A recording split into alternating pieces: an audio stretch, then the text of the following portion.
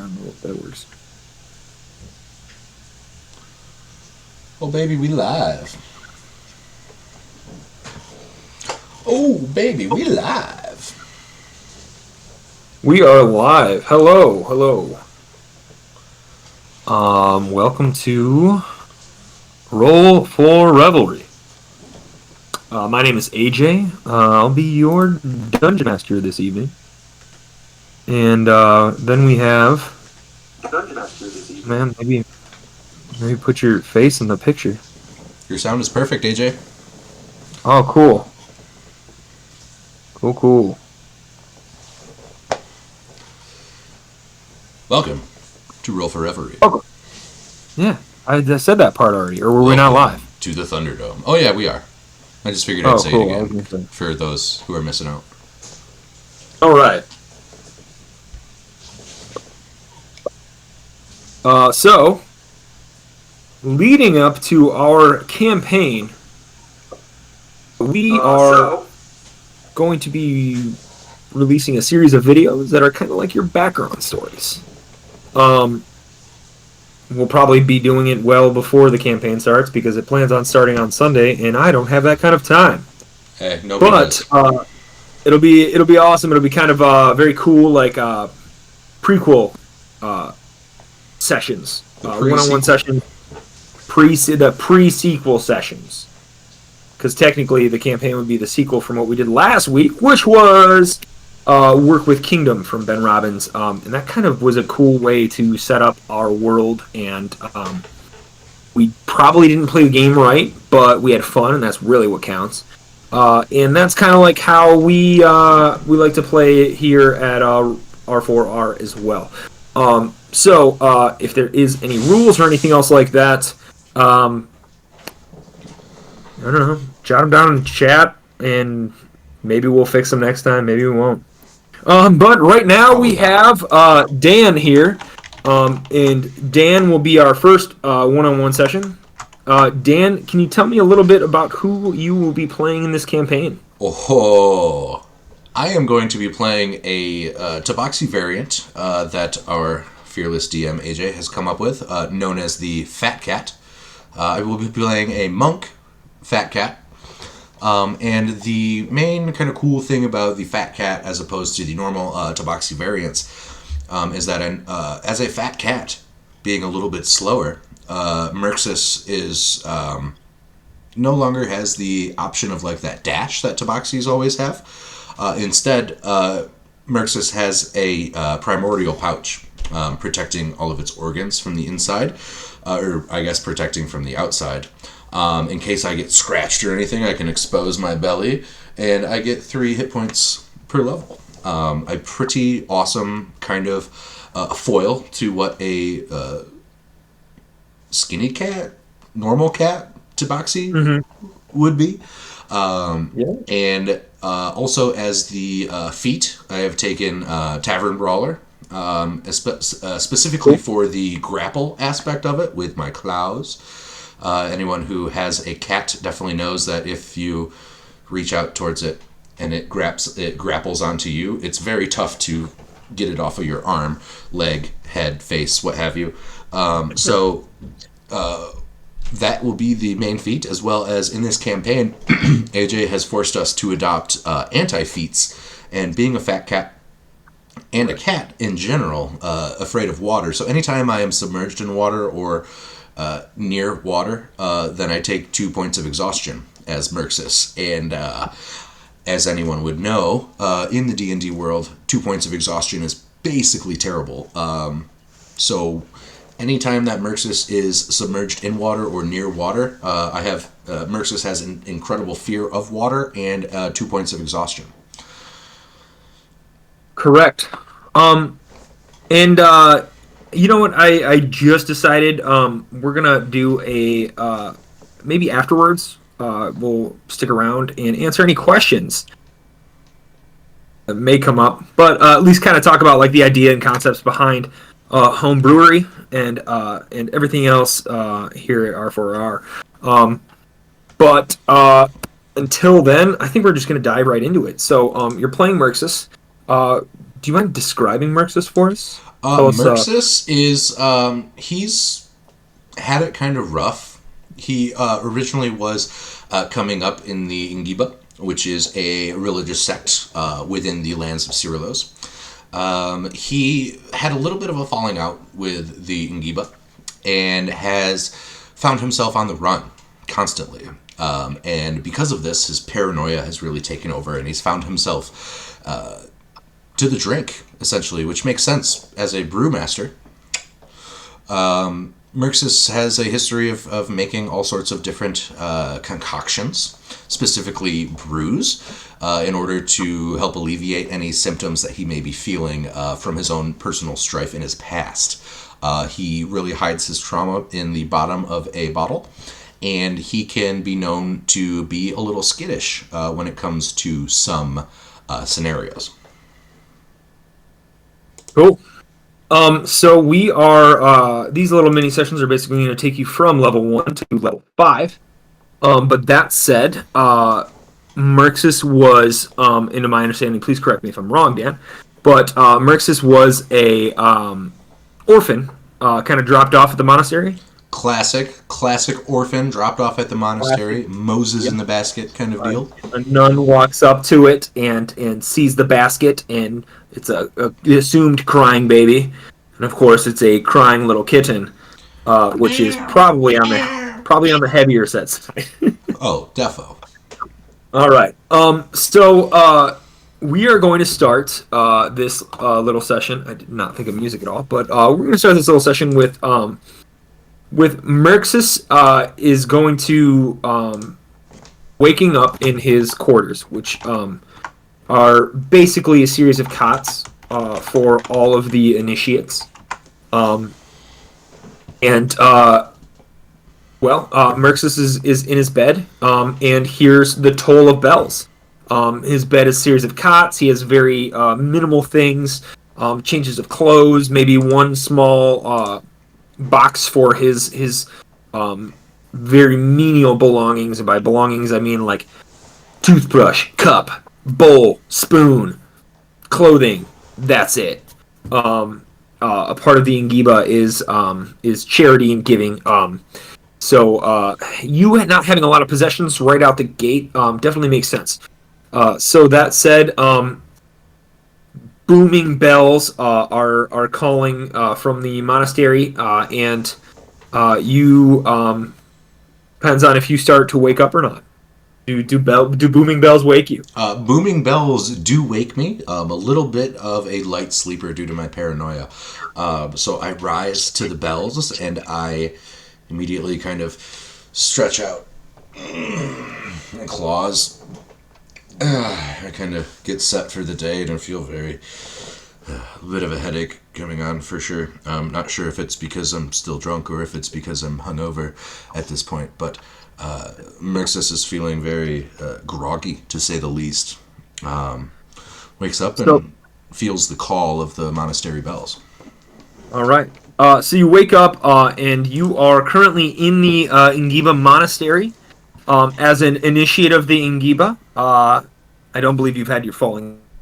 But that said, as an initiate, you see other fellow initiates running around and kind of grabbing their things and scooping up whatever they need for the day, and then they're bolting to the door. Several of them are running past you in a flurry of bodies, basically, and seems like something very important is going on. I'm going to follow the group and try and act my best and fit in with the rest of the initiates and the rest of the monks of the order. All right. So as you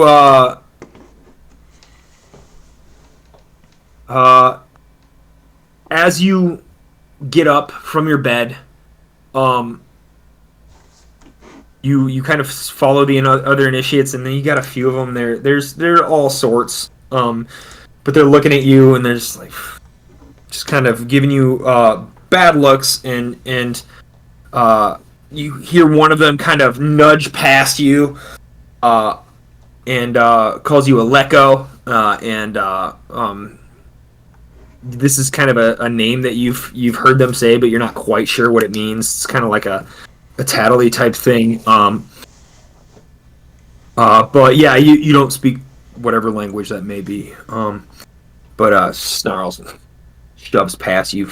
Let go. What are you even doing here? Do you even know what's going on today?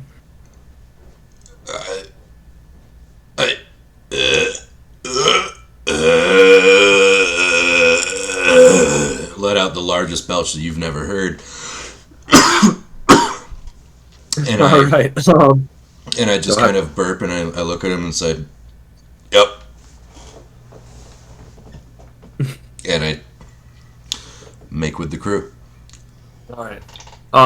They start giving you a hard time, and it's snooty remarks. It's you know, teens and 20-something-year-olds that are kind of just they're looking down at you, and they're turning their nose up at you, and the term "lecco" is thrown around a lot. And you follow them out into the courtyard, and in the courtyard there are a series of weapon racks on either side of the courtyard. There's a series of mats that are kind of set out like a yoga class, so to speak. And then you see your headmasters at the front, waiting for everyone to what looks like fall in line as others as others start to do. I'm going to make my way towards that group and kind of fall in, but I'm going to fall in towards the back and try and hide behind all of the other folks that are with us. They're with me. All right. So as you do, they all fall in line, and you see your headmaster in the front. What's your headmaster's name? Oh, the headmaster's name is Nathaniel Rateliff. All right. So Headmaster Rateliff is in front and hands behind his back, very proud individual. Introduces the fellow masters to his right and left, and kind of announces that today, as initiates, you will be begin your day of training for combat. We know that you've been looking forward to this, and we hope that you can move forward with the discipline that you've showed thus far. And these combats will kind of set you in your ways, in your place. At the end of the day, we'll have a combat trials, and you will be determined your rank and your way that you can help out the Ingiba as a whole, and you'll be placed into your department, so to speak. So yeah, you are you're gonna go through a series of mimicry style movements, and you're in the back. So make a perception check for me. All right. That's gonna be a 13. All right. Well, you can see what's going on in the front, so you're not blocked. You're not too far back. If you can make a acrobatics check for me. Okay. A smooth 4 for 8. All right. You see the group follow suit after the headmaster on what is a normal stance that you get ready for. And it's a stance that's kind of elongated and longer. And if you were maybe an average catfolk, an average tabaxi, then it would have been easier for you. But your large nature kind of restricts you in that movement a little bit. And you definitely you pull it off, but it's a sway, and then you fall over. And a couple the snootier fellow initiates kind of look at you and snicker and again drop the name Lecco, and if you the headmaster kind of glances at you because you've made a little bit of a ruckus. They figure at least you should be able to stand. But it turns out that you caught the eye of this Rateliff. So if you can roll a athletics check for me. Absolute. Oh man, 4s all day for an 8. 4s of all day for an 8. The next is a punch forward, and then a kick, and then a punch follow through. And again, you think you'd be able to pull this off, and it seems to be a very difficult maneuver for you. And the way you throw your first punch, it kind of throws you off balance, and your kick and then follow through punch again leans you, and you bump into the person ahead of you, and they kind of shove you back, and they say, "Stay in your place. What are you doing? You get nothing right." And then you're definitely catching attention of masters and headmasters now. Oh no. If you can roll another acrobatics check for me, please. Another 4 for an 8. That's all right. 3 in a row. 3 4s in a row.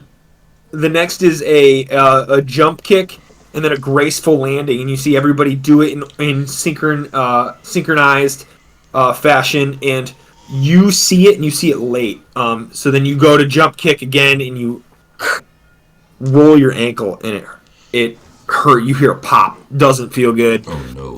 And you're kind of limping on one leg, and everybody else is looking around at you. And it's kind of like crickets.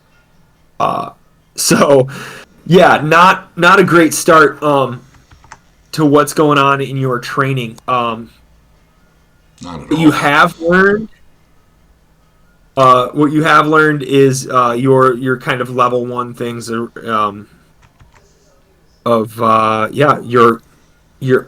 martial arts is what you're kind of trying to learn here. So I assume you've looked through your monk class and you know what's going on with level 1 stuff, right? All right, cool. All right, so that said, they move on to weapons training,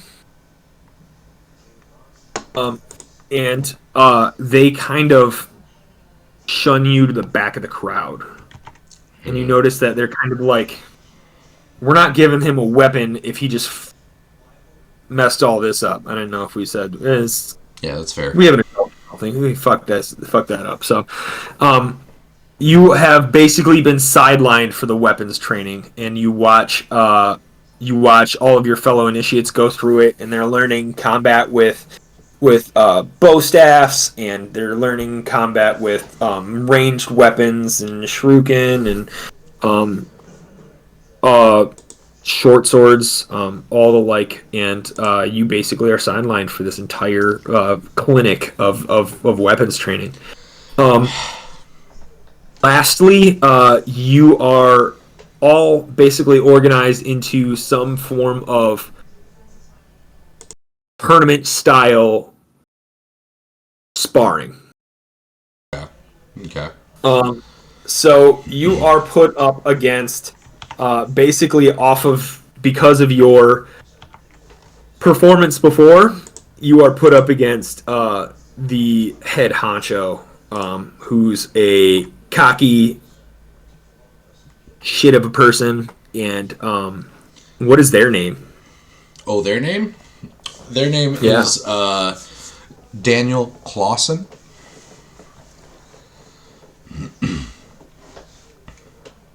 And is Clausen a human? Is another Tabaxi, but a very what's it called? Very dexterous Tabaxi. All right. He's the son of Daniello Claus. Okay. Hence the Daniel Clausen. I get it. I get the reference. Uh, so because you are also you're the first little bit, and you're basically tiered as a tournament style. You are put up against the best. Again, had you performed a little bit better, maybe you wouldn't be up against the best, and we'd see where you're at. That said, I'm gonna have you roll for initiative. Okay. Come on. Oh, not a 4 this time. It's a 5 for 7. For 7. All right. Okay, terrible. So, Clausen's gonna go first. Uh-oh. Yep. This isn't good. All right. This is going to be bad. Clausen is going to perform a multi-attack with his claws. And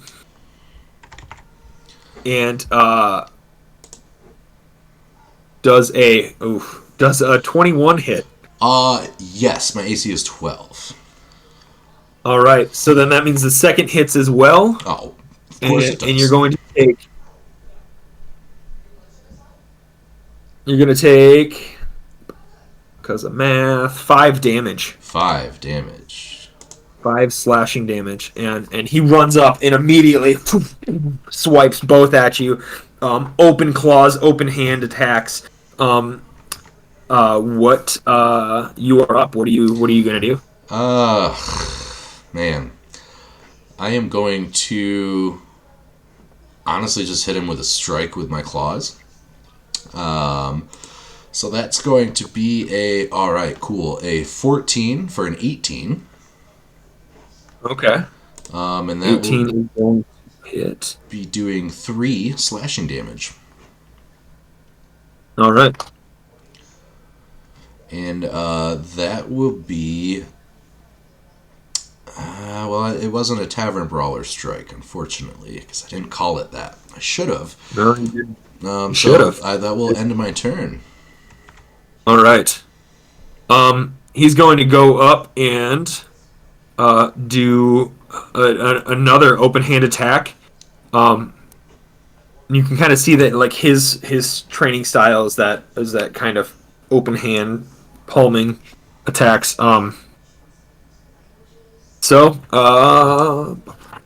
Multi attack gets you. What's your AC is 12. Well, the first one misses and swipes, and you're able to duck under it. The second one, pop, catches you right in the jaw. No. Yeah. Just does 1 damage though. Okay, that's much better. Much better than 5. And then he's gonna take a bonus action unarmed strike against you. Cool. And despite being disoriented, he goes and hits you in the gut, and your gut kind of just catches it. Don't feel a thing. Your large body is benefiting you in this little quarrel. Excellent. All right. So then I'm up. I'm gonna do the Tavern Brawler strike. Try and catch him with a smooth for a 21. All right. It definitely hits. That is going to be doing. Come on, high. Oh, cool. Let's just roll 1s all day. 3 damage. But then I'm going to use my bonus action to do a Tavern Brawler grapple. Cool. So I will do just an overall strength check against them, right? Yes, sir. That's a 9 in total. A 9 strength check was. Let me take a short break here. We're going to figure out music. But was a 14. Great. So as you try to grab on, he has a maneuver, dips underneath your arm as it's coming down over to grab him, and boom, boom, 2 kidney shots. 1 hits, and then the other one he catches kind of in a doughier spot, but that 1 hit does 4 damage. Oh man, I'm just getting messed up here. I shouldn't have had so many bruise last night. All right. Well, I think the Tavern Brawler is going to be the way to go here. So I'm going to do another Tavern Brawler strike for a dirty 20. Okay, hits. And then we'll do the grapple again. Come on. That's a natural 1 for a 3. All right. This is 18. What does that hit get him? I'm sorry? Point wise, what damage did you do? I hit him for... Oh, excuse me, I didn't even do it. Excuse me, 1 second. Oh, finally, for 6 damage. 6 damage, okay. Alright. He is going to straight up jump and kick, and it hits. And as he kicks, you kind of fall back into the crowd behind you, and you see one of the masters go, "Enough!" and calls it, and you are not looking good. You're actually unconscious. So at that moment, you fall back into arms, unconscious, knocked out. After what seems like a mix between eternity and a couple seconds, you have risen back up, and you see another fight going on. And you are kind of on a stone bench set aside, and one of the masters is stoically kind of looking at the fight next to you, not really paying you attention. It seems like they just kind of dragged you over to this bench and set you down and waited for you to come back to. So you are in fact level 1. That is very true. Very true. You've been knocked unconscious now, and after some time, you sit and you watch and you fights and watch fights and watch fights, and you actually see Clausen rise to the highest rank, and while he was the number 1 seed in the tournament, definitely proved his worth, and was given a belt as a honorary aspect of it, and it has this it's like a blue belt with this silver trim. No, you're good. So as he's handing out the belts, everybody's kind of getting a position, and there's certain individuals that say, it's kind of like a sorting hat kind of thing, but instead of the sorting hat randomly choosing it or based off your fate or whatever you want to believe in that fantasy world, it was based off of your performance, which you did not perform very well. So you are not even like addressed in a ceremonial way. One of the masters goes, hands you a mop, and says that Tulgin will want to see you. Tulgin. Head to his quarters, and he will show you your position among the Ngiba. Tulgin, you are aware of. You've seen him around, but you've never really had a whole lot of interactions with him. It's kind of been in passing. But every time you see him in a passing, it's this big, bulky, large, chubby dude. Always has his hood up. Always has his hood up. What was that? Was it a human? You're not sure. The hood is kind of always hidden his face. Make a perception check right now, actually. Okay. Oh man, I'm gonna have some good rolls eventually. A 9.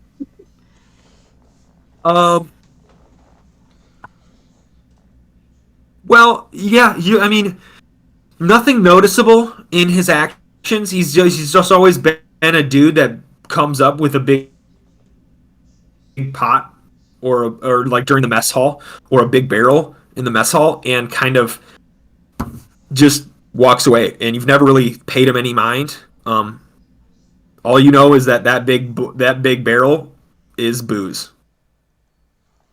I'm going to So approach the. no, I'm just saying the guy in the mess hall that you've seen before that you understand is Telligan. You just know he brings the booze. That's all you know about him. What would you like to do? You want to head down to Tulligan's quarters? You want to head back to your quarters? You want to explore more? I'm going to. So I'm at what, 1 hit point right now? No, they've revived you and healed you up. Oh, okay, cool. They did you that much at least, but you're all right. All right, so I'm gonna swing that mop over my shoulder, proud, because everybody's got to have clean places. Yeah. I'm gonna head right down. I don't want to, cause the headmaster any issues, so I'm gonna head right down to speak with who I'm supposed to speak with. You walk and you're super proud. You have this mop over your shoulder, and you're like, you know what? My job, and I'm gonna do it well, and nobody's even paying attention. Not a look. So Somebody might snicker. Somebody might snicker and call you a Lecco again, but that's it. When I hear a Lecco at this point, I'm kind of like, yeah, but you've found that every time you do, it kind of affirms their viewpoint of you. It's just like exactly. Can't win. So you head down. You head to the mess hall, and to one side of the mess hall, you see a large wooden double doors, kind of like barn doors. They slide open. There's a stone stairway that's heading down. It's kind of slick, moss-covered walls. It's a wide stairway, so you have no problem doing anything. But each of the stairs are kind of rounded, so it's not necessarily a great means of travel quickly. Give me a basic dexterity check. Oh man, don't worry, it's probably gonna roll. Oh, cool. 7 for a 9. 7 for a 9. So you head down, and as you're making your way down these stairs, you do all right, and then you slip on your heel on the last one and kind of catch yourself. And as you catch yourself, you see a enormous hand grab your wrist, catches you, and pulls you up. And this large greenish grayish hand snags you and pulls you closer. And you hear in a booming voice, "Watch out, little one," and scoops you up. And this dude you're a big cat. You're a big guy. And this guy is twice your size, dwarfs you. And he grabs you, scoops you up, and pulls you. He goes, "Well, I assume that you're here to help me out now." And he kind of this hood falls back, and you see a large ogre with one tusk sticking out, and the other seems to have been broken off at one point. And he's an old guy, old ogreish guy, and he has kind of that Friar Tuck hair thing going on, but it braids down the back, and you see like there's some spiky hair growing out, so you see it as more like of an aesthetics thing, and as opposed to like he's actually balding.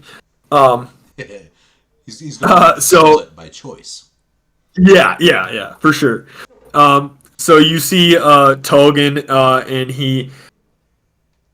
this is like this is his brewery that you've walked into, and his quarters are back in the further. And he basically introduces him. He says, "You may have seen me around. Name's Tulgan. And well, I assume you didn't fare so well in the trials, so you've got me. What makes you? Is it the mop? Well, the mop will help. You could start by making sure that stairway is not so slick, so next time you come down, you don't have such a trouble." Oh, Um, okay. How do I do that? All I have is a mop. so we're gonna do a little montage of you guys kind of getting to know each other. Not even just like training, but like you buddy, like as the years go by montage. So you have like teenage Murxus, and like as he's like reaching and mopping, he's like a little bit older and he's been mopping better. Jump in if you got any cool ideas of this. It's kind of like montage. Michael Scorn when he has to mop the ice. It's like that. That's what it is. Excellent. Exactly. So, not only do you learn the custodial aspects behind the brewery, but you pick up on some brewing techniques. Mostly, what he is able to brew and what he's able to teach you right now is purely booze. There's nothing extra about it. There's nothing fancy or fantastical about it. But over time, if you want to roll me a intelligence check. Oh no. Yeah. Oh, all right. Lucky number 13. All right. You're able to pick up on it relatively quickly. It doesn't, you're not inept. You can definitely figure it out, and over time, you grasp that, you can make a decent wheaty ale. It's probably gonna have some astringency to it. It's probably gonna be some diacetyl. You're not that great at it, or diacetyl if you want to be more pretentious than me. That's fair.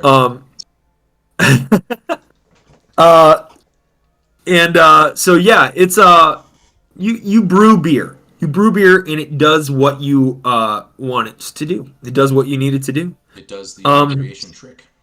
Yes, yeah. Is there anything that you would like to do in the workshop? Any questions you'd like to ask him? Otherwise, we're just gonna kind of fast forward to our next quote unquote scene / aged, where you're a little bit older. Yeah, I'm gonna in my downtime in the brewery, I have found little pieces of wood, pulled it off the barrels that no longer work, and I have fashioned little tiny darts out of them in my slow time. So I have barrel style darts. Dope. They are charred on one side and fresh oak on the other. Cool. So you fashioned yourself some darts, and he kind of leans over to you and he says, "Well,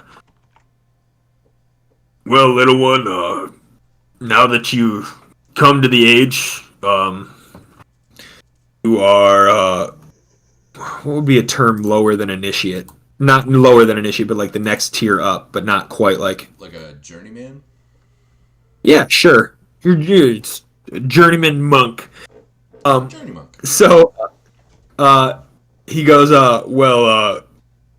if you'd like to move forward and up in the ranks, there's the next trials are set, and you will need to participate.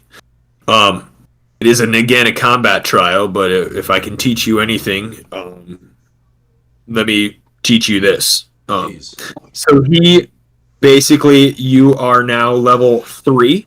Oh, boom!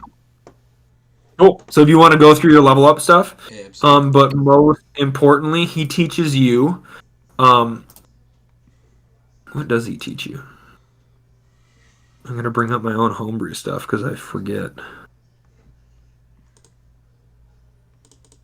He teaches you what is known as the way of the the way of the iron kettle. Um, do you have brewer supplies and proficiency in that already and everything? Yep. All right, cool. So the way of the iron kettle. At third level, you learn to harden your body, allowing you to drink more and shrug off stronger blows. You now can use your Constitution modifier in place of your Wisdom modifier when determining your key saves and your unarmored defense. Excellent. So your unarmored defense, instead of adding your Wisdom modifier, you should add your Con modifier. Oh, very cool. Yeah. So it should have bumped up your Nah, we'll figure it out.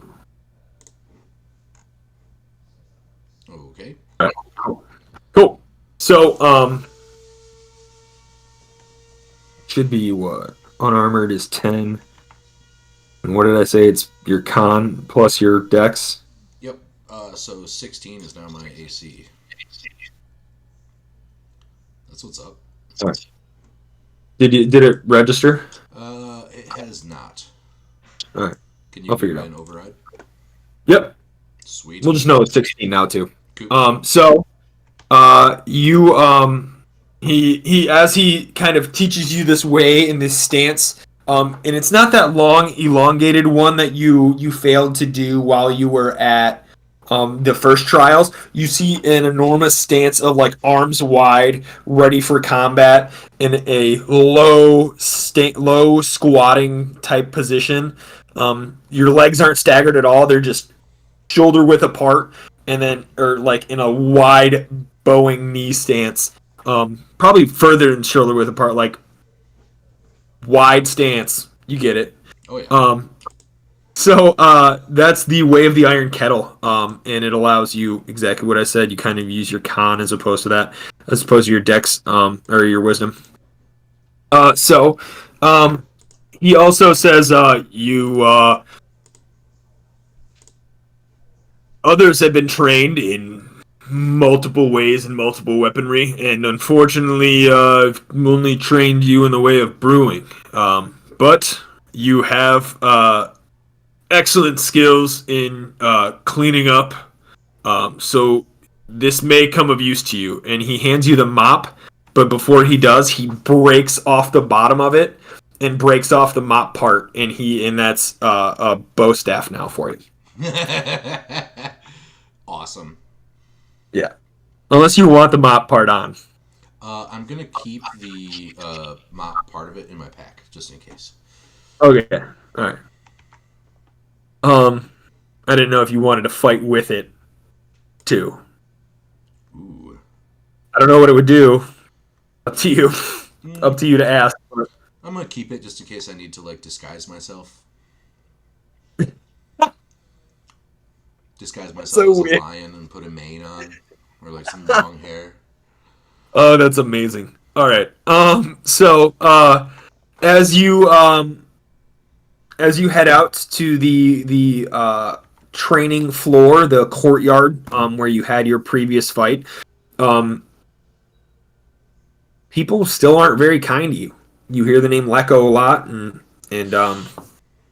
that's it. And it's just kind of become this derogatory term, and it's not. No one else gets it called except for you. Man, hate being singled out. Bullies, man. Bully for me. Bully for you. Um, so as you head out, there is you walk right out into the middle of the courtyard, and everybody is kind of squared away, and people are kind of nudging you towards the courtyard and into it,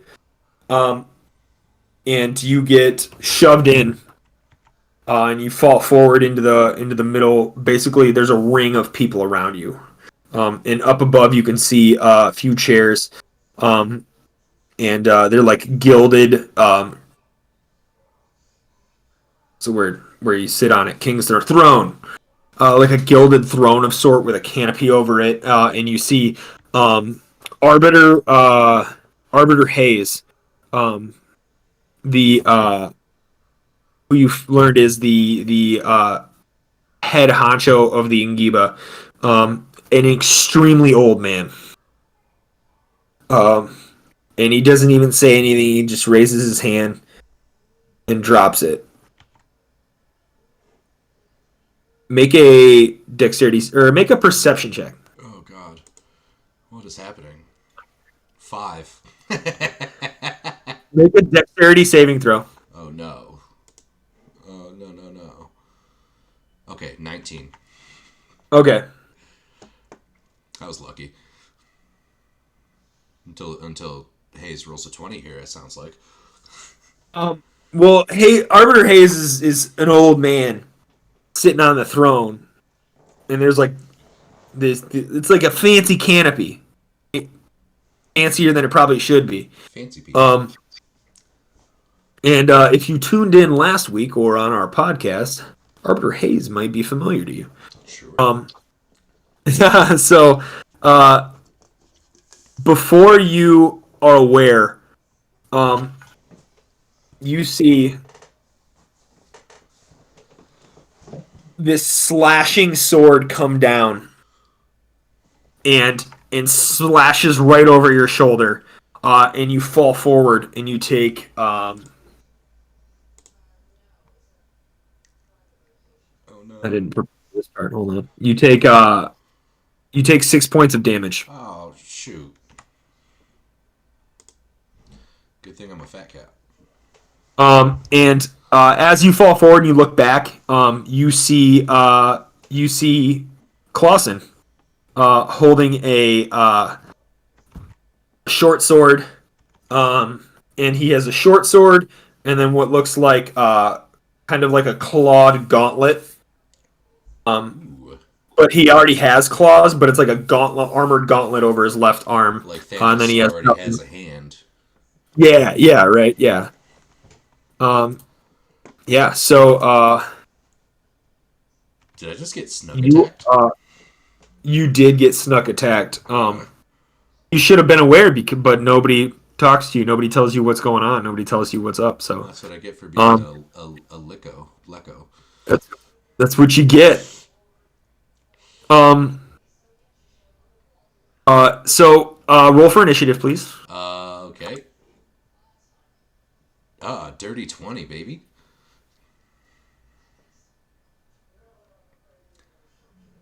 Dirty 20. Dirty 20. Right. You get the next attack. What would you like to do? I'm gonna just wheel around with that bow staff that which we're just treating as a quarterstaff, and I'm gonna swing it with both of my hands. All right. That would be a 15 to hit.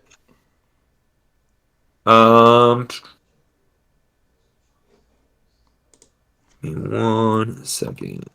Speaking of fat cats, come on.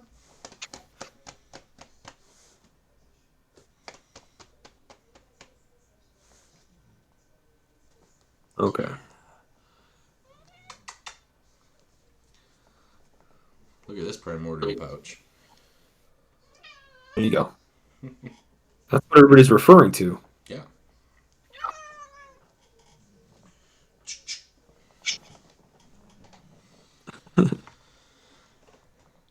So All right. that was a 15 to hit for 9 damage. All right. 15 to hit. 9 damage.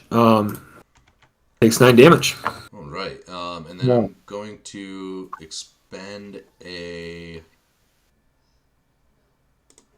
I'm going to expend a Kai point, and I'm going to use Patient Defense to take a dodge action as a bonus action. All right. So you take your patient defense, and that's what is that? Disadvantage on attacks to you. It just takes the dodge, which Yeah, dodge actions. puts him at disadvantage. Disadvantage. Yep. Okay, cool. So you see a unarmed strike come from the left gauntleted hand. Oh, thank God! I Um, have disadvantage on the gauntlet. I don't want to mess with that. it does not hit. The second one, oh, do you have disadvantage for the whole turn or just the next attack? Ooh, shoot, that's a great question. What is with dodge? Boy, that's a great question. I'll put it up to you on that one. If it's for We'll the say whole it's the turn, or if first it's one for right the now. first attack. Okay. The second one's going to be a 17 to hit. That definitely hits. All right. Well, you're at 16 right now, right? Yeah. And it does 4 damage. Okay. Down to 16 out of 26. All right. Out of 4 damage?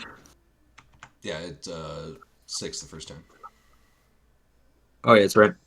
With that Cool. sneaky boy. Yep. All right. You're up. Oh man. I'm gonna swing that mop handle again with 2 hands. Oh, so close. For a 12 to hit. Cool. Does it hit? 12 does not hit. No.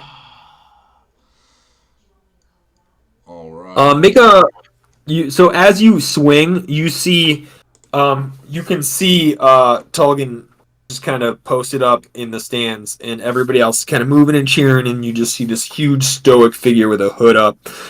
You know it's him. You've seen him for years now. You've been his apprentice for a few years now. And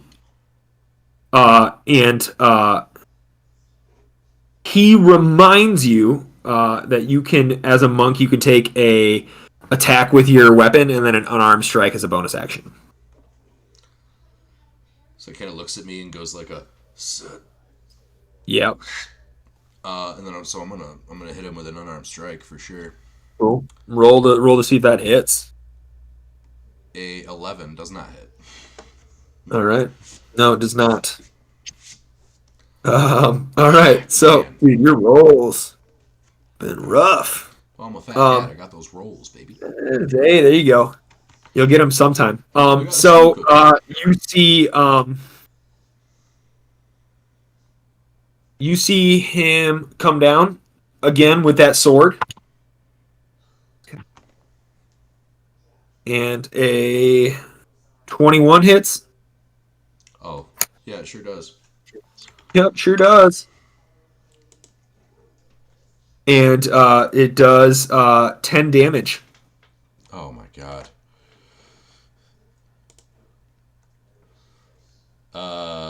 Cool. I am going to whip a dart for my next turn. One of these wooden darts at him. Dirty Okay. 20. Or no, excuse me, a 10. That was incorrect. So that misses. 10 does not hit. So then we'll do a unarmed strike real quick. 21. Hits. Which is going to be doing, finally a good roll. 6 damage. And then I'm going to use Flurry of Blows. And hit him with 2 more unarmed strikes. Spends a key point. A 15 and a 12. 15 hits, 12 does not. So that does 4 damage in total. All right. Do me a favor real quick and roll 2d8. 2d8. 2d8. A 3 and a 4 for a 7. Yikes. 7. All right. Okay. I'm going to die. Well, check your health. Refresh your screen. Uh-oh. Because we forgot to roll for your hit dice. Oh. All right, cool. Yeah, so you're all right. You're better, at least. Yeah, well, I'll take those points. I'll take them. So you see him wind up with this gauntlet, and open hand hits you. We'll see if it does.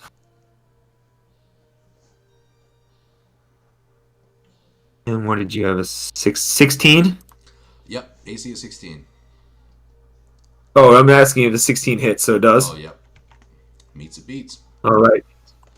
Meet it beats indeed. All right. So, you see this gauntlet wind up and hit you, and as it moves closer to you, you see it kind of speed up, and a red streak of flame fire comes from behind it. You're gonna take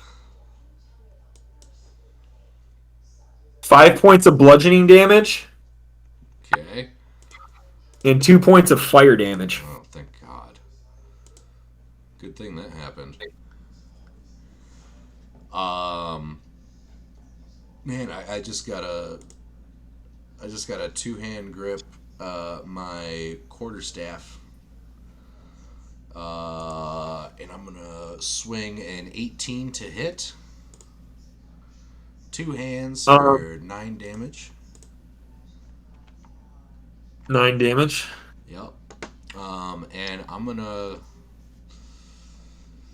shoot. I'm gonna do a. I'm gonna use another key point and drop another flurry of blows and get 2 more unarmed strikes on him. So a 15 and a 16. All right. Doing 6 and 4 for 10 damage. All right. So that was 19 damage that turn. So that's good. That's really good. Yeah. There you go. How's this guy looking? It's all right. Oh man. Yeah, not as hurting as you are. That's fair. Unfortunately. He's going to do a unarmed strike and kick at you. And it does not hit. And then a second unarmed strike for his bonus action.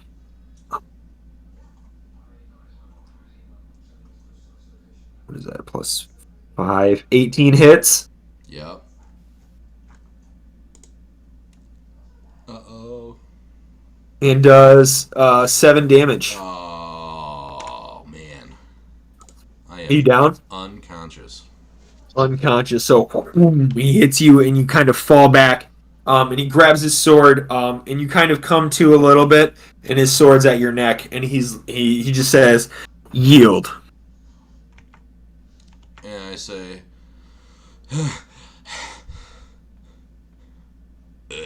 okay.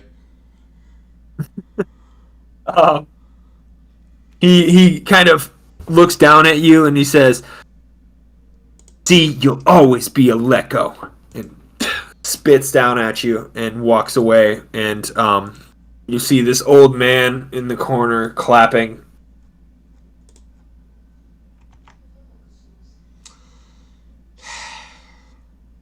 I'm going to look over in the direction of my brewmaster, and is he giving me any type of disproving look? No, he's not disappointed. He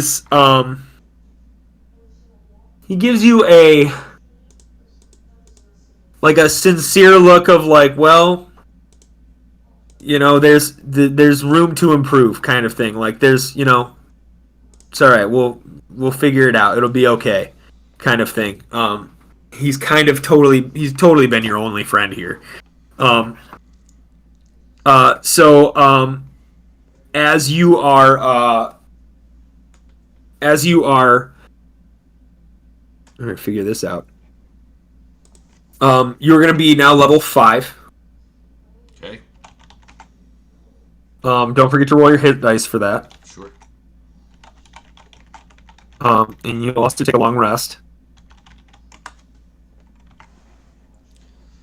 Oh man, just knocked out twice.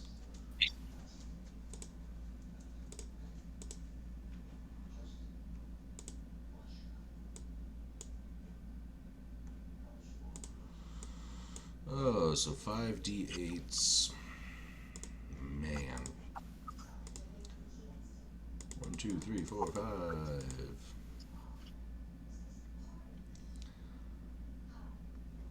You should have 5 total. Yeah. So you're going to add 2d8. Because you bumped from level 3 to level 5. Yep. Does that make sense? Yep. And then add whatever you rolled for the 2d8 to the 12 that's there.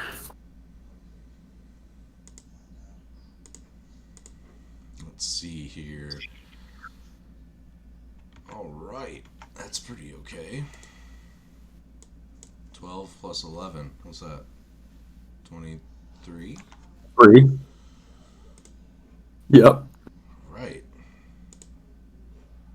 58 hit points at level 5. That's not bad. There you go. Yeah. Not bad at all. All right. So, you have been, I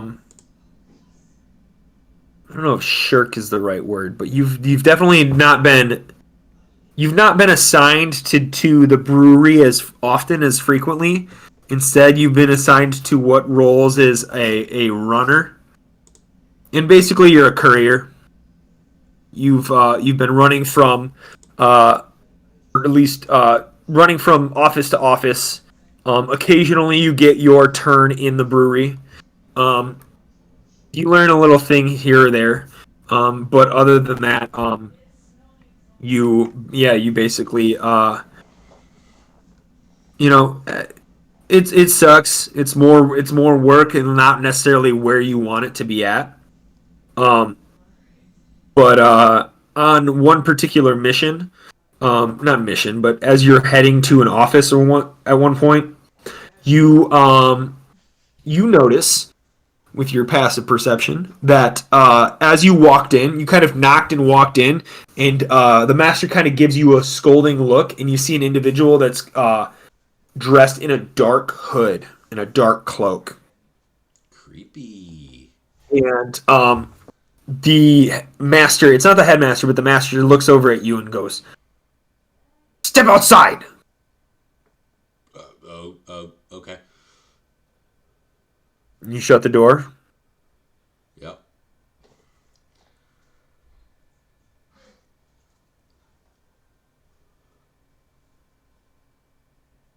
And after a short period of time, you hear the door open from the other side, and he goes, "Learn to knock next time. Now, what is it? What do you want?" Oh, I'm sorry. I thought that if I knocked and came in, then it'd be cool, but I understand. I just got my butt kicked again, and I was just coming down here to help out, see if there's any cleaning or whatever that needs to get done, and, who was that? Uh, Not sure who you're talking about. There's no one else in the room but you two now. No. When I first came in, there was something there standing in a cloak. It's none of your business. So you lied You were to to me. drop things off here. What? What'd you say? So you lied to me. You said there was nobody, but now it's none of my business? What's going on, Tigray? Here. And he hands you a little letter and a package. He goes, "Take these to the respective individuals," and they're labeled. Okay, I'm going to look at the labels. All right. One says to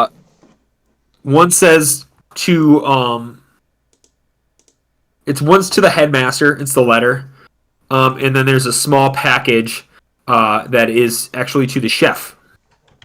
Oh, to the Jeff. Yep. Well, I'm going to take the headmasters first. Okay. Masters first. It is the master of the monastery. Yeah. It's not Arbiter Hayes, but it's what's his name? What's the monastery master's name? Rateliff. Oh, wasn't it Nathaniel Ratliff? Yep. All right. Headmaster Ratliff. I'm gonna bring it to him. Is Headmaster Ratliff a human? No, a dragonborn. Okay. He's worked his very hard his entire life to become a dragonborn monk leader. What color? Green. Cool. And I'm just gonna go up into his office. I'm assuming he's in his office. I'm gonna go check there. And Yep. I'm gonna knock on the door this time. And wait Yes, for come a in. response. Okay, cool. I'm gonna go in, and I'm gonna say, "I have this for you." Thank you. Very well. If you could take these, and hands you a stack of letters that are 2 other offices and 2 other departments. Cool. I'm the courier now. Yep. I'm gonna ask Master Rateliff. Any reward or anything for bringing these and delivering these? Well, you live in the monastery. Yes. We put you to work. Yes. What reward would you have from us, aside from your room, your board, and your food currently? I was looking up at you. That's a great point. A. Be on your way. And B, on my way. Gotcha. Okay. And I leave. I look at the letters as I leave to see where I'm supposed to take them. They're just other masters to other departments. Basically, you are the mail guy. Man. Yeah. Worked my whole life. Yep. And then what was the other item that I had that was addressed to? With a package to Jeff. Oh yeah, to Jeff, to Chef Jeff. Jeff. So I'm gonna go down into the kitchens and I'm gonna find Chef Jeff. You see Chef Jeff sitting over a pot of a big old plump human guy, mutton chops, and he's just literally stewing. Now we got a stew going, baby. Yeah, now we got the stew going. He's get out of here, cat. He is Frey was batting at the cords. Good. It's a new microphone, man. Praise cords. Praise Jesus. He goes, oh yes, you must be the new runner boy. Thank you. You hand him his package. And I'm gonna say, no tip for your local mail carrier. Tip? Oh, you didn't look in it, did you? No, of course not. That would be a federal offense. He tosses you a piece of like a half loaf of bread. Hey. Not great. Doesn't look great anyway. You haven't eaten it yet. But do you have anything else? You are a member of the Ngiba. Yes. It's a charitable monastery. Yes. We give much back to the people. Yes. And you're asking for more. Yes. From me. Yes. Okay. I don't have anything for you. Okay. So you take your loaf, and at the end of the day, what do you go back to your quarters? Yeah, I go back to my quarters with my loaf, and I'm just gonna take my claw and just start just playing with it. I'm not hungry or anything. I'm just messing with it. I'm bored. I'm not hungry. Am I eating because I'm bored? All right. So, over the next few months as courier, you're mostly courier. You maybe get 3 days in the brewery with Tulgan, and it's not an ideal situation, but the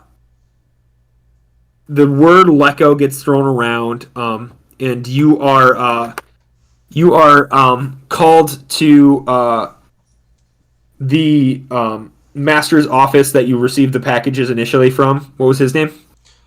Master Rateliff. No, that's the headmaster. Who's the packages master? Oh, uh, Package Master Patrick Masterson. Patrick. Patrick Masterson.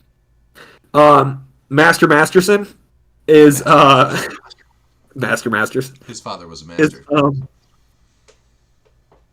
you go into the office and barge in. I'm gonna knock. Just one moment. I'm gonna knock again.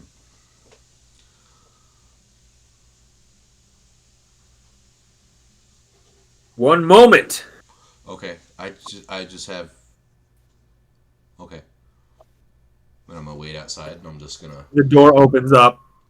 Like as soon as you get comfortable, the door opens up. Like of course, right? Yeah, of course. Um. So yeah. So the door opens up and he goes, I have a mission for you. Um.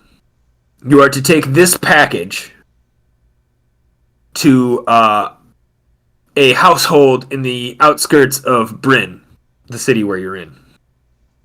Okay, what Um, direction? well, on the package is the address. Take it to them. Knock on the door twice, and then once, and then twice again. Okay, Someone will come out to greet you. Give them the package.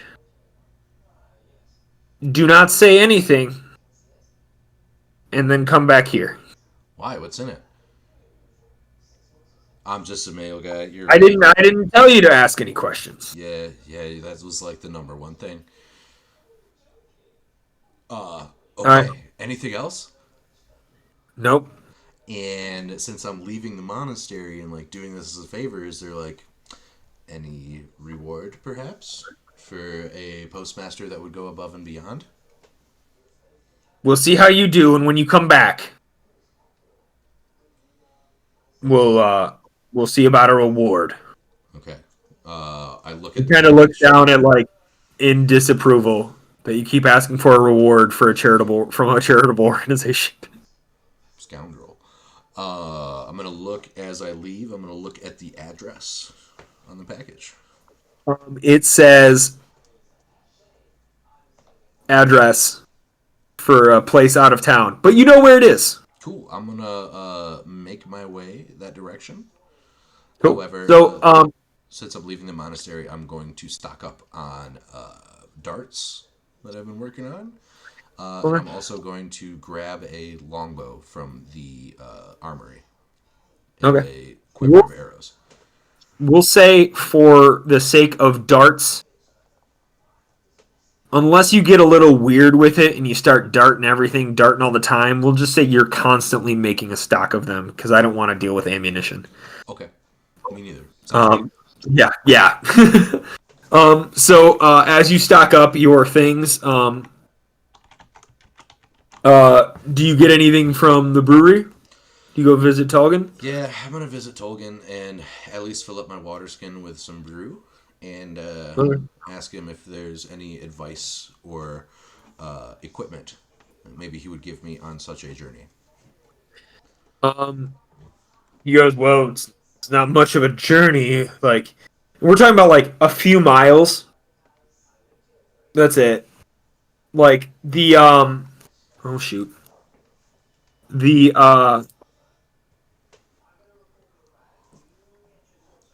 like the main monastery that you're at, which is the main monastery for the Ingiba, is just outside of the city of Bryn. Oh, okay. Well, it's just like The anchor of Bryn. call it like a quarter day's travel there, and then a quarter day's travel back. Yeah, like you should be back before dinner for Okay, sure. yeah. I'm just gonna fill up my water skin with brew and ask him if he has any advice, and then I'm gonna leave.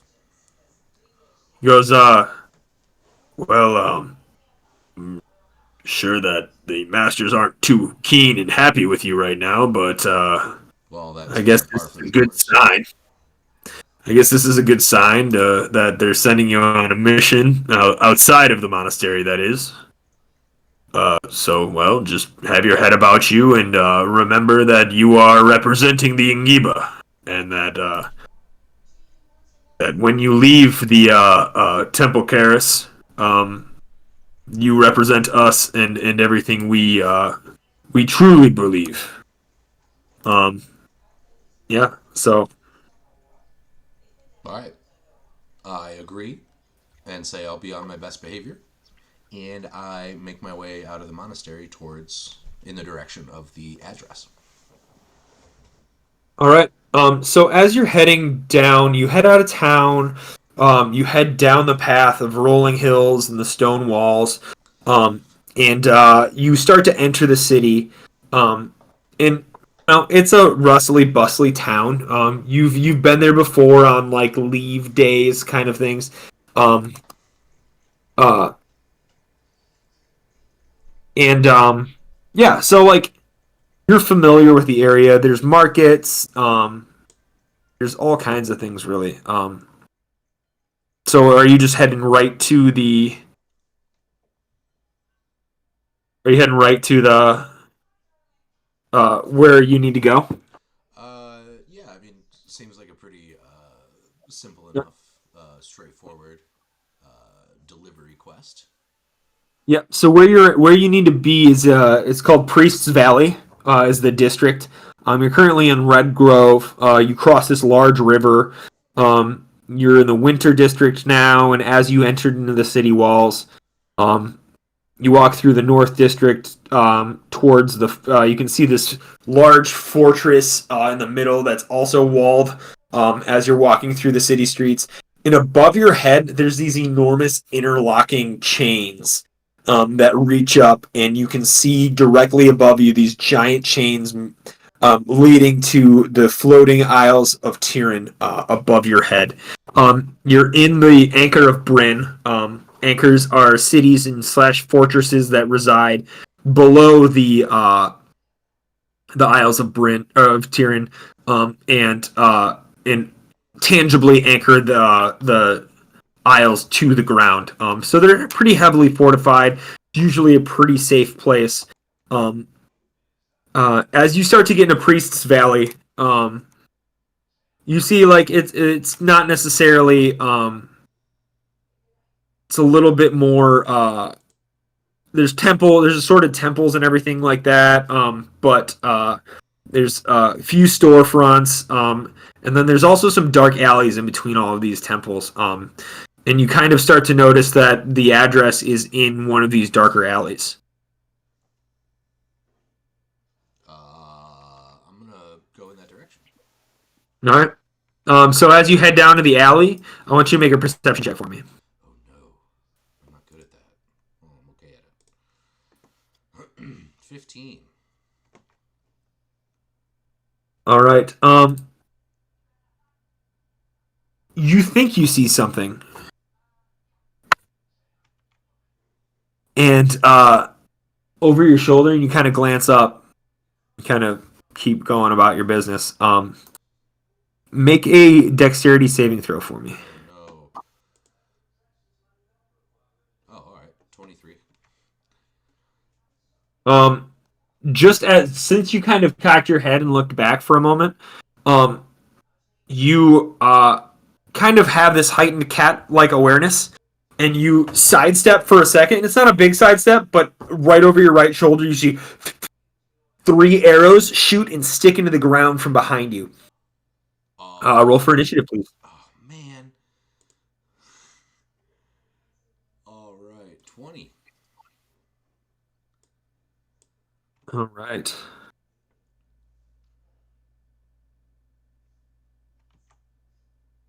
Let me get. Come on, load.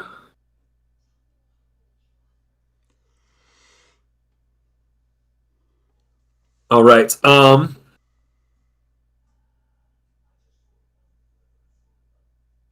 Warney does not beat a 15, so you are up. Over your shoulder, you notice that there are some people on the rooftops um, above, About how far away? shooting down at you. What's that? About how far away? Um, I mean, the rooftops are probably about 20 feet high, but they're probably 10 feet back from you. Okay. So they're like 25 feet away. Pythagorean theorem says they're within range of your darts. Well, that means I need to start whipping darts. I'm Right? gonna whip a dart at. Is it one? Is it multiple? You see two right now. I'm There were there were three arrows that hit the ground. the largest or the closest, whichever. I'm gonna whip a dart at. Okay. For a 17 to hit. 17 hits. Does 4 damage. Mhm. And then I'm going to use a key point for a dodge action. Okay. And that's my turn. Okay. Um, Hold on. Is there any like cover or anything around, like in this alley? there's some crates around you. There's like some, yeah, there's some crates. There's some like you're in like a dark alley. So there's doors you could dip and duck under into. There's some crates. There's some barrels. Not a crate and barrel, but I think I'm funny. Sorry, everyone. Yeah. So, yeah. There's I don't know, alley like things. There's some cover you could hide behind. It's not gonna be big cover. It probably might be half cover. Okay. I'm gonna. No, I already used the dodge, so I'm gonna feel pretty good about Okay. it and just hold my ground. Cool. As you're holding your ground, you see another set of arrows coming flying at you.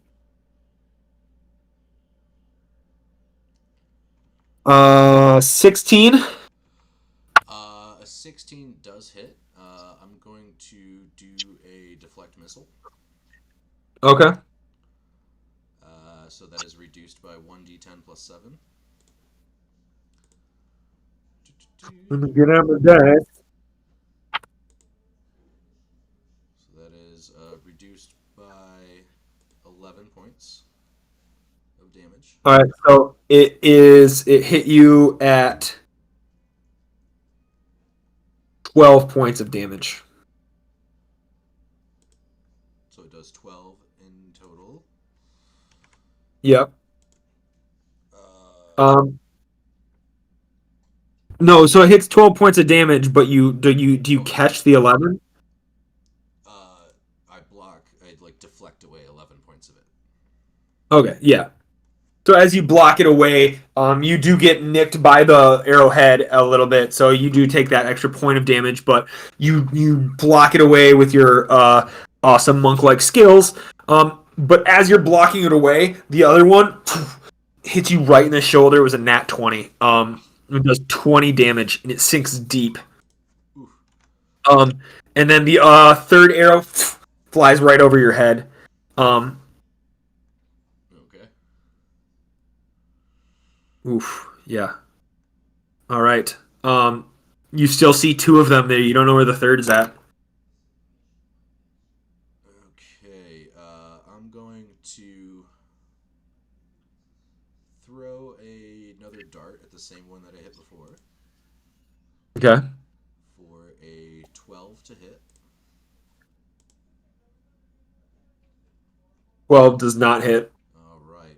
And then I'm going to spend a key point and use Step of the Wind to disengage and jump away. And book it. Yeah. Where are you running to? To out of the alley, away from away from danger as much as I So can. they're coming at you down the alley, following you from where you came. You're gonna head straight Down the down. alley. Yeah. How far do you move? I've got a walking speed of 40 feet, but since I disengaged, And doesn't Step of the Wind allow you to dash further? yeah, it allows me to disengage or dash as a bonus action.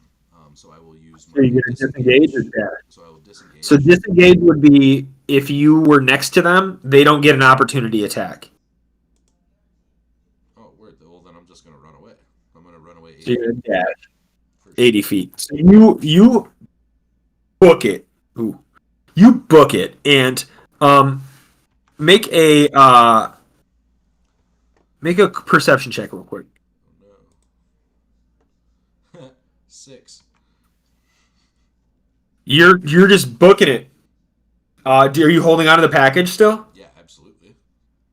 All right. Make a history check for me. Ooh, okay. 17.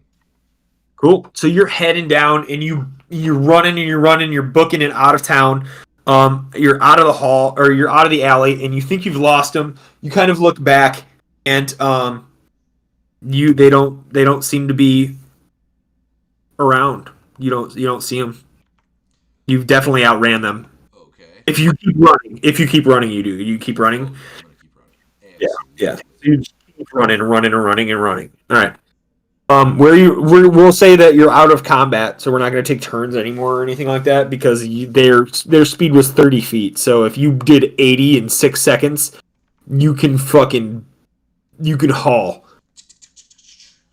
Yeah. But you start running and you run up to one of the gates on the southern part of the Anchor of Bryn. So you're on the where you started on the northwestern. You're on the opposite side. And since you've been to Bryn too, I'll get you the map so you're aware of where you're at eventually. I can post it right now if you want, but Yeah, no worries. for the most part, yeah, you're you're almost out of the city. What would you like to do? Uh, I am just going to keep going. I am going to get out of the city. And I am going to find my way into like a forest or down a trail. Try and just get out of Dodge as quick as I can in order to kind of wait a night and then go back towards the city in the morning. Hopefully, they have left. That's kind of my plan. Okay. Um. So as you are heading out of town, um, you are booking it. There's a road. The guards don't really pay you any mind other than you're running. They just kind of like look past you. I posted that real quick. You pass these kind of like stalls and markets, but as like it's kind of getting to be like evening, some of the stalls are kind of slowing down. There's less and less people. If you just keep running and you keep running, and you run past a bunch of fields. You're running past farms and small little shacks for everybody that works in the farms in the city for the city. And you come back to the river. The river kind of loops the same river that you passed before, but you kind of loops around the city and then comes back. So you're at the river. And that is actually, unless you'd like to do anything right now, we'll say you kind of head to the nearest wooded area and set up camp. Yeah. Excellent. I'm also going to once I'm finally like away, I'm gonna rip open that water skin and Start chugging. oh yeah, that was scary. All I right, almost cool. died. I was at least almost knocked unconscious for a third time. It's not a good move. All right. So we will say that um you booked it. You kept running and running and running, and you're almost further outside of the city than the temple is on the other side. That's fair. So you set and rest and set up camp. Um, do you have camp stuff that you brought, or did you just think you were bringing? I have a backpack and a bedroll. Okay. Mess kit rations just for one day though. We will call that for the session. And that is where we will leave off and pick up with the rest of the crew, actually. Dang. Um, so that said, I do want to kind of give a rundown. If you guys want to stick around for this, this is going to be like DM kind of related things, just player stuff and choices that we've kind of made. Otherwise, thank you for watching. But that said, we'll be relatively quick. It'll be about 10 minutes that we're going to chat about that. But basically, this homebrew was kind of based off of. Originally, Dan, you wanted to be a monk of the Way of Mercy, right? Yeah, I wanted to explore that new subclass. That new subclass. And I'll be honest, I was kind of inspired by the cool vials on the artwork. And that was a big aspect of me being like, ooh, like what if those vials had something in them? And Dan, you work for a brewery, so it's a very natural fit. Dan and I initially met each other working in a brewery. We both like beer. We like drinking beer. We know how to brew beer. We like brewing beer. Um, yeah, this is it's gonna be a fun little thing. That said, if it does get OP or if you just are drowning in hit points, um, we're more than willing to make some tweaks and some small changes and that kind of stuff to all kinds of things. Because it's homebrew, it's probably broken. We're not game developers or play testers, and we're not that. Um, so that said, yeah. Dan, do you have any questions? How do you feel about that? How did you feel about that session? Right now, I'm terrified. I am horribly underpowered. It's great that I have hit points, but when I took 20 points of damage in one arrow, it was like, all right, dude, bye. Yeah, This is, he did crit, but yeah, that's the way it goes, man. Like, I am going to run, and I don't care if I'm doing the monastery a disservice by making this package late, but yeah, I don't make enough money at this monastery to put my life on the line and stand in for front sure. of three what seemed like almost assassin types or something. Seems like I was set up, and I'm freaking out. I'm bugging out, man. I'm bugging out. I will say that history check that you had, those cloaks were reminiscent of the cloaked individual from the Masters. You rolled a 17 on your history, so yeah, there was. I was gonna reveal that at a later time, and not in the middle of your dash away.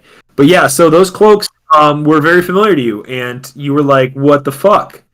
Yeah, Um, so you still have the package? I still do. Okay. What is your plan right now? What are you thinking? Like you're booking it. You think you got set up? Yeah, I'm just gonna try and hide, and then I'm gonna try like for the night, and then I'm gonna attempt to sneak my way back into the city, avoiding all dark alleys and only staying in well lit, well defended areas. Perhaps when I enter town, I may bring this up to the town guard, depending on how welcoming they are of my character, I suppose. Yeah. And might want to look for some backup of some sort. I need some assistance, it sounds like, because I'm just getting wrecked. Yeah. I am not a great fighter historically. I am just trying to do a good job and don't want to make anybody mad, but it seems like Yeah. I made somebody mad just by existing. And if that means I like threaten someone with my existence, I don't know yet. But um, I am very intrigued. Murxus is very intrigued, very scared, but very intrigued at the same time. Cool.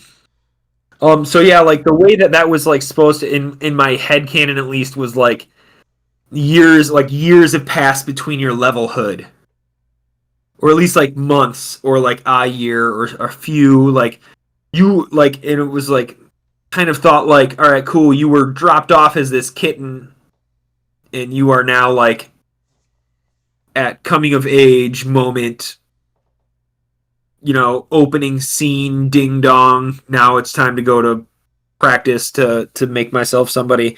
How do you feel about the Ngiba, man? Man, they hate me. They hate us because they ain't us, I suppose.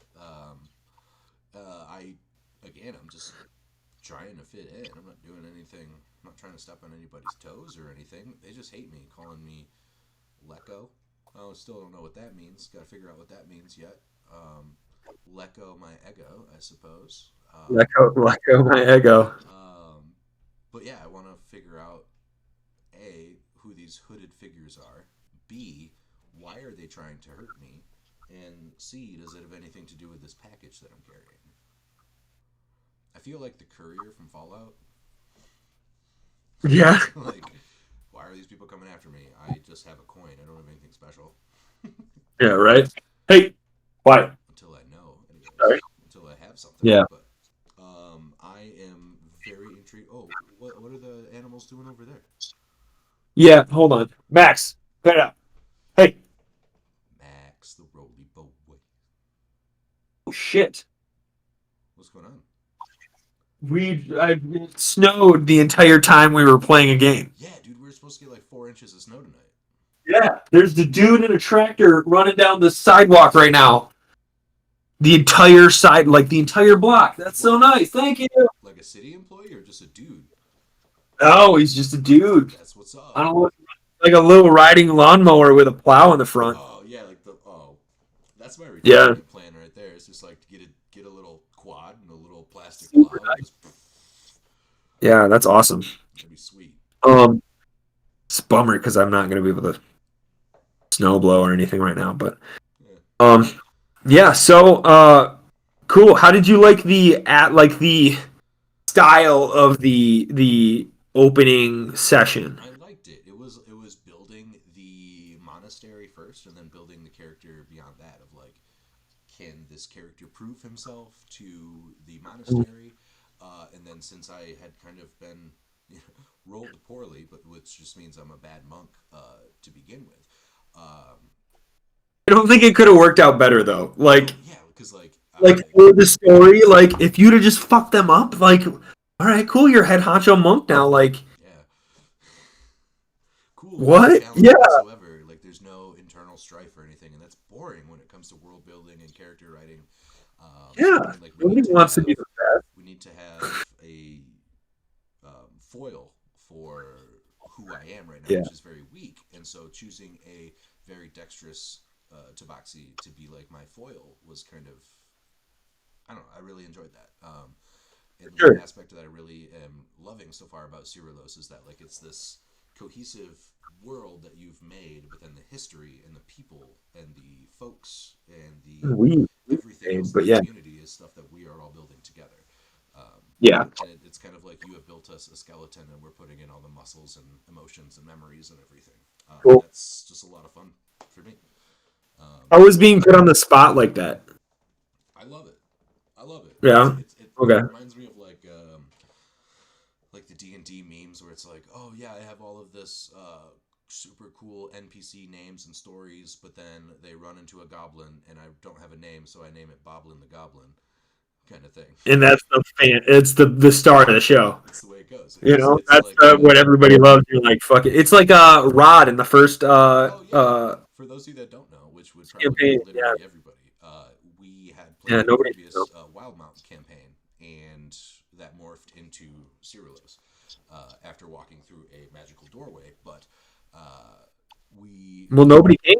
Nobody's a part of the as same the group. player characters, like we found this dude named Rod, and just an old man that AJ had You guys were no looking idea who for was. a rod, like a magical item, Yeah, and you guys started shouting it out in the bar. And some dude, I was like, oh yeah, some guy Rod named Rod's gonna answer because why are you shouting in a bar for a Rod? yeah. And you guys like almost had him be a part of your group permanently. Like, Yeah, you literally you just put the DM stomp on that and just said, "Hey, do you want to come up on this boat with us?" And he was like, "No, why would I want to do that?" Bye. well, I'm just a it drunk would have rum been kind of sucker. weird. His voice hurt my throat. Yeah, I'm not gonna. Yeah, nah, I don't too much. know. I also like I constantly thought like, what if? Never mind. I don't know. We'll see. Well, What if maybe you guys actually like? What if Rod was going to be a character? Like, what if one of you guys died? I would have just had one of you guys take over Rod. that'd have been sweet. I'd have been about that life. Yeah, right. Absolutely. So, all right. What Well, is there any what's questions that you have for me? Anything that up? I can improve upon or do differently? No, I don't think so. I think it was like it was a very light prep on my part. In reality, I had this idea that I was going to take everybody through level 1 to 3, then to 5, and we're all going to start when we play on Sunday. We're going to all start at level 5. So my mentality was like, all right, cool. What do you, as a monk, what do you learn at level 1? You learn unarmored defense. Yeah, you learn martial arts. You learn unarmored defense, and that's really it. So I was like, all right, cool. Well, that means it's got to be super simple. It's going to be super basic. I don't want like that if you had to play, I don't know, was it like 300 experience points for that entire period, you'd be like, you what is going on? And I get that. And it was different when you guys like when we all started together because it was kind of like ease you in. And the kind of the way we did it too was we used a opening adventure module from the Wild Mount book from Critical Role, and which was a super helpful, super good way to do it. Moving forward, I kind of wish there were like more of those mini modules in more books.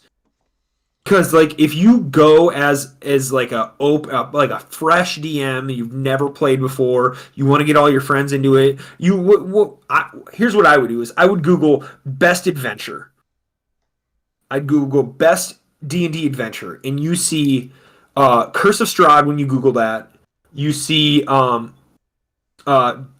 Avernus, both of which Dan and I have played, and they are complicated, convoluted, very intense stories. And I'm not saying that there's like they're difficult in any means, but they are Intimidating for daunting. new players, for sure. You're getting a book. The adventure that we started with, let's just write some. We'll release them and put them on our Patreon for like something extra or something like that, or next tier. We'll start releasing like mini adventures for starter DMs. Yeah. But yeah, it was like 3 pages, and even then, it took you guys to level 3. It was more than it was a 2 shot, but it took you far enough, you know. And like, if you're looking at Curse of Strahd and you talk about Death House, like you can have that Yeah. as a 4 hour one shot, or you could have that as 8 sessions, 4 hours apiece. Yeah, we played it with at least I think 4 sessions in one of our other groups. Yeah, Tom's group, right? Yeah. It was like 4 or 5 sessions. Yeah, Shout out but it Tom. was cool because like everybody was searching everything and everybody had a great time playing it, and it's just a group, you know. Like if you want to burn through it and chug away and be like, all right, cool, we're going here and doing this, but Will kill the shambling everybody in Will. that group was like, hey, I like well, let's figure this out. I want to look in here, and it was kind of cool because those are those distracting D&D moments that everybody gets as a party. Like you can prep for I can prep for 5 hours. I can prep for 10 hours. I love DM prepping. I love like, ooh yeah, I could do this. And I have all these notes and I prepare myself. And then you guys spend 3.5 hours in a shop talking to somebody as a general store owner about what types of things to buy and what the area is. And then 3.5 hours later, I'm like, cool, I'm set for the next month, 2 months on Especially if you content. took 4 hours in a shop. Was that the shop where Well, we you like guys tried to are done. convince him that he was lying to us, and it was actually he was just like charmed? Yeah, Sounds and about or right. yeah, and, like yeah, you're walking into bars and commanding people to shut it down, and it's just things get crazy. And I think that like you have to remember, Bakeries. I'm like don't over prep, don't overdo it. Um, Just have fun. yeah, yeah, for sure. It's I know Um, like some people on Twitter were like, "Oh, well, what's your tips for being a DM?" And it's like, dude, just do it. Anyone who like needs to judge you or like a big like yeah, be be a dick about it. Basically, like they shouldn't be at your table anyways. Like, do you really want to Yeah, be at a table with a bunch of dicks? for sure. Yeah, Let's not sell anybody short, but like I yeah, don't want to. yeah.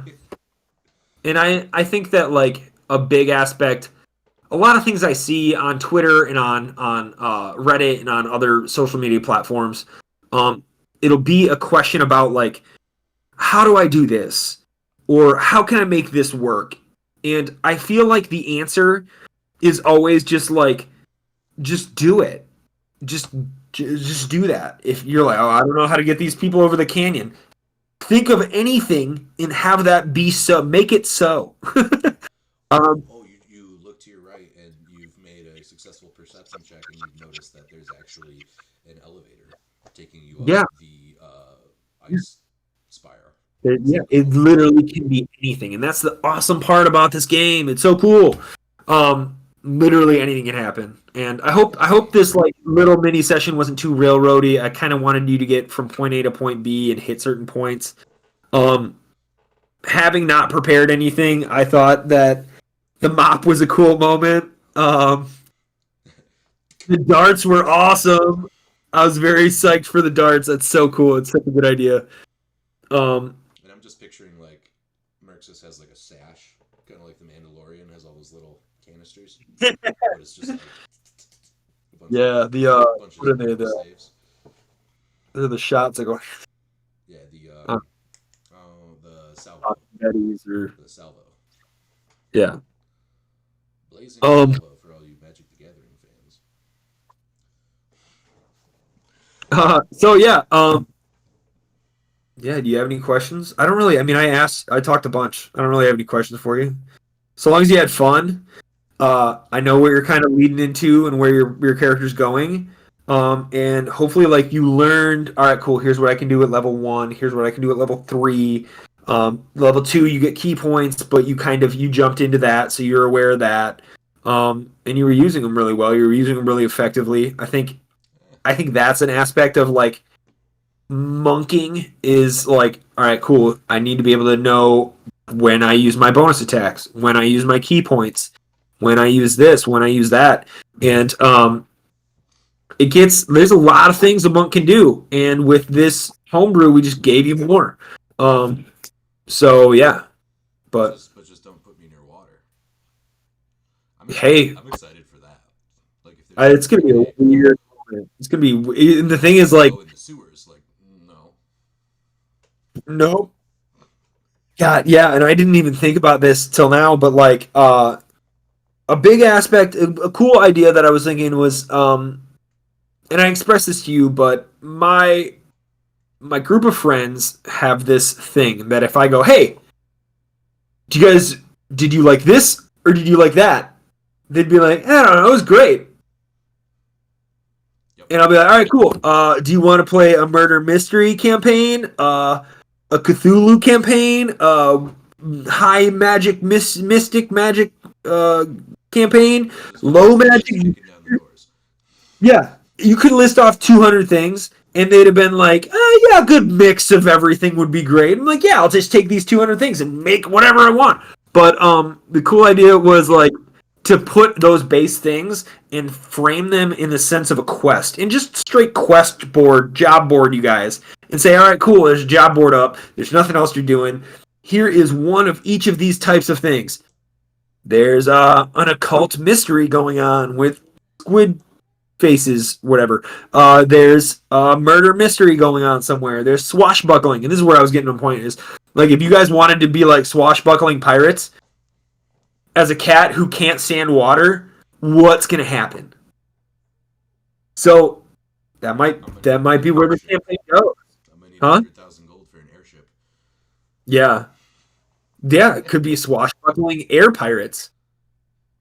I don't even know if there are airships here. Parrots. Parrots? That's just a bird, but that makes sense. Burp. Those are just burbs. Burbs. All right. I'm gonna call it. Thank you, everybody. Thank you. We really Uh, appreciate it. Thank you for Violet's TV and another TV viewer for coming back. That's super neat. oh, awesome. Cool. Yeah. Yeah. And hopefully you could hear us accurately this time. Sorry about last week. Last week we did run Ben Robbins' Kingdom with our own kind of rules. It was basically to facilitate a history builder, an era builder kind of for us. And we jumped through a few different eras of the history and played basically like large influential roles. I think we have the sound on that for that. So I don't know if there's a way we can try to sync up the sound in the video and post it on YouTube or something, Yeah, or if we can. edit it together. Yeah, and maybe we'll just do the sound and throw it up on a podcast or something like that too. Yeah. But cool, yeah. So again, my name is AJ. I will be the DM for the unforeseeable future, and Dan. This is Dan, and Dan, can you tell us again who you're playing, what you look like, and what kind of I don't know, a sign off or anything else like that. I'm playing Murxus, the Merciful, was the plan originally. However, we have created a homebrewed Tabaxi variant called a Fat Cat, a Constitution-based monk, essentially, that has a sash with a bunch of little wooden barrel-stave darts inside of it, a longbow over the back, and then a quarterstaff, which is a mop that has the head broken off. I do have the head in my backpack in case I need to disguise in any way. Or maybe make some spaghetti for somebody and try and Poison spaghetti, yeah. here's just some mop water spaghetti. Have fun. But just a Tabaxi variant homebrew monk that has an What color are you? Oh, I'm sorry. What color are you? What coat do you have? Oh, it's a really nice what's it called? The tabby, but the what is Freya's color? What is that? Tortoiseshell. She's a tortoiseshell. Yeah, Yeah. So I tortoiseshell. have But yeah, all like sorts of different colors, but mostly black and brown with a little shade of white on my paws. okay, And then right here as well, which all right. represents this. Yeah. Are you like do you have like a lot of fur? Are you like a normal cat tail, or are you like a fluffy? I imagined you like what's his name? You ever seen Oliver and The Company? cat, Or the the cat from Five Aristocats? Goes West. Oh, yeah. Yeah, Yeah. absolutely. What was his name? 100%. I can't remember. Anyways, Doesn't matter. um, if you do know, post it in the notes or the chat. Yeah, We'll talk about it. who's the cat? Who is the All right, cat whatever. from whatever, doesn't matter. All right, those are our That's signing off thoughts. Go watch Five Goes West. Thank you, and we will be back Sunday at 2 p.m. to start our campaign, and then also during the next few weeks, we'll be doing these one-on-one kind of mini sessions that are all backstory related, all kind of working off of that, just to kind of introduce you to each of the characters that are going to be playing. Yeah, we have 3 other characters, and then one that's going to kind of jump in every once in a while as she can. But yeah, awesome. Thank you very much. We are Roll for Revelry. And we hope you enjoyed tonight's little mini show. And we will see you. We'll see you on a Sunday. See you on Sunday, 2 o'clock Eastern Standard Time. See you when we see you.